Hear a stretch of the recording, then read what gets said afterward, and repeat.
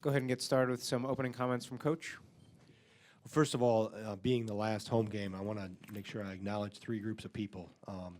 One being our fans of how they were terrific through this whole, obviously, transition and rough start to the season back in November and December. For them to be able to continue to show their support for us, obviously means a lot. And I thought they were terrific today. It was really loud in there, and I'm happy to be able to send them off in the last regular season game with a good taste in their mouth and happy. And the second group is obviously our support staff and my assistant coaching staff of how they've done, and they've helped through this whole transition as well. They've from everybody in our office to, like I said, my assistant coaches, managers, everybody have been terrific. So, and my third group is obviously our players. I'm extremely proud of what they've accomplished, how they've grown, how they've matured. As I told them before the game, you remember what it was like to walk back in here after Western Illinois and Milwaukee and Marquette, and we've righted the ship. Let's make sure that we finish this homestand in our last regular season home game on the right note and go out of here with the right taste in our mouth. And for them to respond and how they played and worked, and hasn't always been a work of art, but they've always found a way. Since obviously early January, I think the last time when Maryland was in here. So that means a lot for them to rally and know that they wanted to protect the home court. And obviously you're sending out one senior on the right note, and it's nothing worse than losing on senior day, and nothing better than making sure you're winning on senior day. So with that, I'll take any of your questions you have.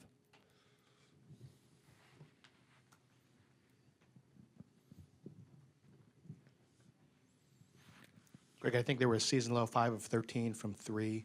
What were the keys on the perimeter, for, guarding them on the perimeter tonight? Sticking to our rules. We have within our system, we have rules of how we guard various actions on the perimeter. I thought we gave up 2 in transition in the first half. Some of that's due to offensive miscues. One of them was due to not matching, and we got 2 bunched up in transition. But I think trying to minimize opportunities, because that's a team that shoots it very well. And I've watched films of them shooting it, making 13, 14, 15 a game. And when they're able to do that, that really fuels what else they can do. And I thought we did for the most part, especially having a lot of guys that have not guarded that system. Nigel and Bronson have. Zach has some, but the rest of them have not. And at times it showed. And obviously the scout team does a pretty good job of replicating it, but they can't run it at the same speed, and the timing is different. And I knew that would be an issue. And it was actually more of an issue in the second half on a couple slips that got to the rim than I thought it would be. But I thought for the most part we did a pretty good job of taking away what they like to go to that sets up threes, whether it's initial actions or making sure we didn't put ourselves in a situation where we had to help too much at the rim and therefore leave a shooter open. So I think it's best when we can minimize attempts. That obviously keeps your makes down too. So I was relatively pleased with how we defended the arc.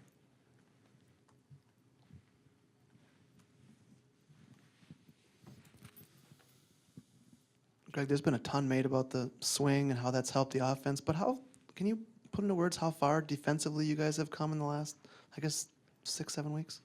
Yeah, we've matured. I think from understanding the chemistry. Everybody talks about offensive chemistry or the ability to play together offensively and the synchronization. I think that also has to mature defensively.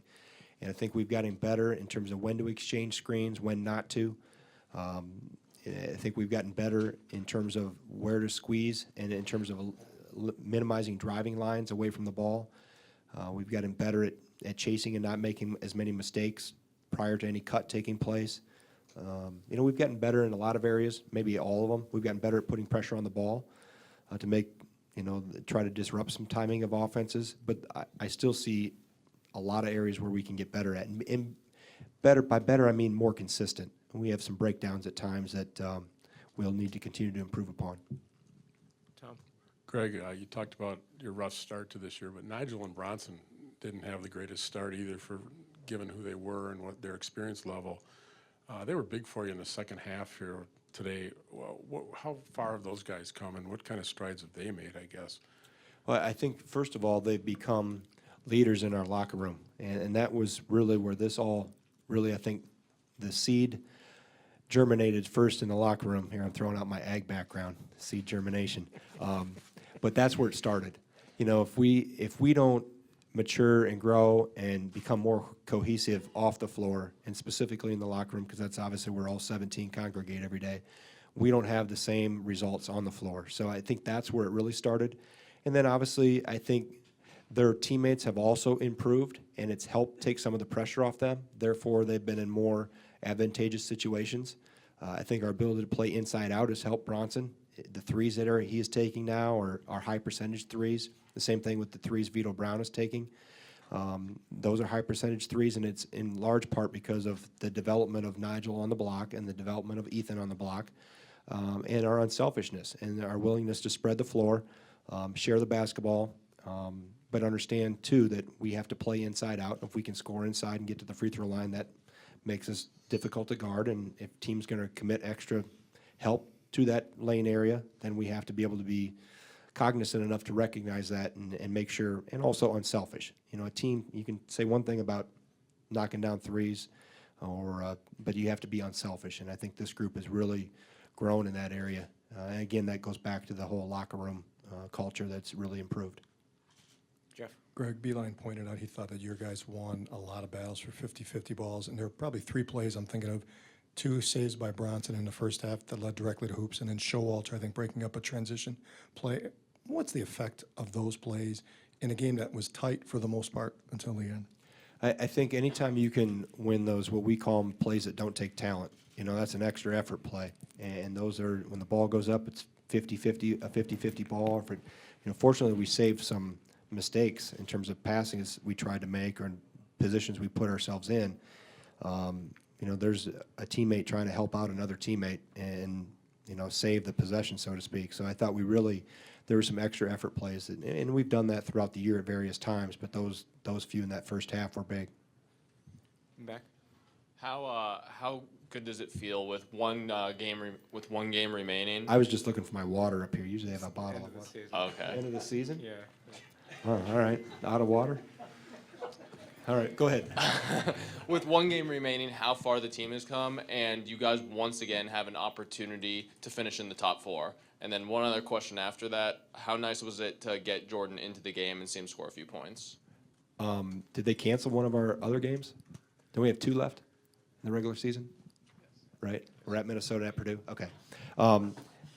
So your question, obviously, the only thing that ends tonight is our ability to play at our home court. From now on, we're either at Minnesota, at Purdue, or on a neutral floor. So we have a lot of basketball, hopefully, in front of us, a lot of areas that we can improve upon and grow from. And I think there's obviously, I'll find 60 to 80 things, some positive, some not so positive on film, and show them tomorrow. And we'll look at improving and where areas we can get better. And then I think, obviously, to answer your question about Jordan, he's committed a lot to this program. And anytime you have somebody come in and walk on, pay their own way to go to school here, and then decide to redshirt, so you stay another year, even though when he had come in with Frank and Trey Jackson, he gave up a chance to go out in a graduating class with those 2, and you leave that group you came in with. That tells a lot about his commitment to this place and how important this program is to him. So for him, everybody always wants more minutes and more playing time, but for him to commit and sacrifice like he has, he's made great contributions that will never get in a box score or in the headlines to this program. And he's going to be extremely successful after college. And he'll graduate here in a few months, and he's already got a job lined up and ready to go.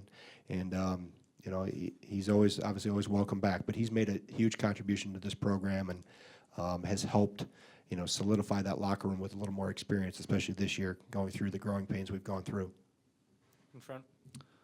Coach, 6 points in the paint in the first half and then 20 in the second half, including a string of, I think it was 7 straight layups that kind of sparked the run you guys went on there. Did you say anything at halftime to the guys, or what happened Well, there? we still wanted to go back inside, and I thought in the first half they really were aggressive with a double team, and especially on Ethan, to make it hard for him to make any plays. And we missed them. We left some points around the rim too, so that's a little skewed in terms of our attempt to go in there.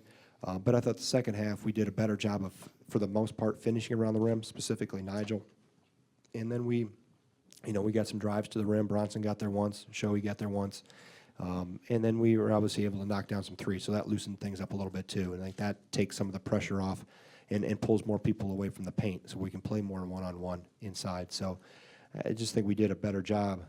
Ethan left some plays some points at the rim that we'll find on film where some things he can be a little stronger with the ball. But for the most part, other than Showalter's 2 charges, I thought we did a pretty good job of making good decisions when we got it in there. Tom? Zach? Going off that question right there, how much better has this group gotten at listening to your second half adjustments and also implementing them in terms of getting the second half off on the right foot? Well, there's typically not a whole lot of adjustments. It's more, let's do what we're doing better. That wasn't me, was it? It was back there. All right. Let's do what we're doing, what we try to do better. And I think that was the thing at halftime. It was probably more on what we needed to get better at defensively.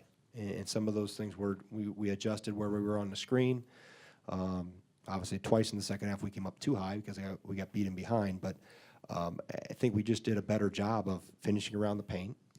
We did a better job of playing inside out. And obviously, it always looks better when the ball goes in. We had a lot of wide open looks the first half. Koenig's first three threes, I think, were wide open, or 2 of the first 3, and he made the third one. The last one I thought was a heat check 3, a little deep, but the shots we had in the first half were wide open. We just didn't knock as many down as typically when you get a shot that wide open, you expect to knock it down. But again, they continue to battle and find a way, and sometimes it takes 20 minutes to figure out what another team is trying to do and get used to the tempo and the structure of everything and improving as the game goes on. I think that's the one thing that this group has done is I've talked to the bench as I walk up and down there is let's make sure we're learning as the game goes on, and not wait until you get in there. So especially for younger guys going in, that we can't wait till you break a sweat in terms of picking up on things. I can't have you make 2 or 3 mistakes and okay, now I know what it's like. Learn on the fly while you're watching, and this group is getting better at that. Steven, back. Greg, as you've continued to make a case for this head coaching job, what does it mean to you to hear the student section chanting for you to get the job, to see some former players come out on social media, even writing about you earning this job? What does that mean to you? I only heard the students chanting, "We want Jordan." Were they chanting? What were they chanting? Hire Greg Gard. Really? That's a mouthful. Can you get that into a chant? I've said from day one, this is not about me. I've told the team this is not an audition. I will coach them the same way whether I had 3 months to coach them or 10 years. So this has never been about me and never will be. It's about those 17 guys in that locker room and how they've responded, how they've worked, how they've listened, and adjusted to what we taught and learned on the fly. That's what you do as a coach. I've had blinders on here, tunnel vision, just trying to get this team to get better. And that's all we focused on because I knew these guys, as I told them in the pregame, senior day, Charlie Thomas, how fast does your high school career go? He said, in a snap. I said, wait till you're a senior in college and you'll look back and see how fast it went. And I looked at Jordan, I said, hey, if you don't believe me, freshman, ask Jordan how fast this 5 years has gone. When you're a freshman, you go, man, I'm never going to get to the end of that tunnel. But it goes fast. These guys only have a very small spot in college on their life timeline. So for me, I've always been trying to make this experience for those 17 guys on this team as positive and as enjoyable as possible. So when Jordan Smith walks out of here in May and goes across that stage and gets his degree, he'll look back in his rearview mirror and said, you know what, if I could do it all over again, I'd go right back to Wisconsin. So that's all I've ever been concerned about. In terms of the search and everything, Coach Alvarez has handled this thing absolutely perfectly. He said from day one, I need to do a national search. I need to post the job. That's university requirements. And I've never, if you've looked at my quotes back in June, I've totally agreed with that, and I always have. And he'll do his job along with the committee and the athletic board and the board of regents and the chancellor, and they'll decide in what direction they want to go. I've only focused on trying to make sure these guys have a great experience, and I think they're having a great experience.